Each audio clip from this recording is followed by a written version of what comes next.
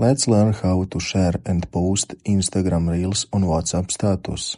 First, let's open Instagram app on your phone and make sure you have a latest version of Instagram. When you do that, go to find a Reels you want to share. In my case, that will be this one. And when you find it, look at below of the Reels and you can see a little arrow icon and click on it to share your Reels.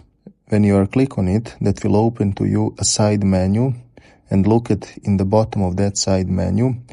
Then you need to slide to the right to find an option called WhatsApp status. That is the green option, and click on it. Now wait for Instagram to loading your Reels to WhatsApp. When the Reels is loading, you just need to click on the green button in bottom right corner of the screen, and if someone click on the Reels, WhatsApp will send him to Instagram. And that's it. Thanks for watching. See you in the next video.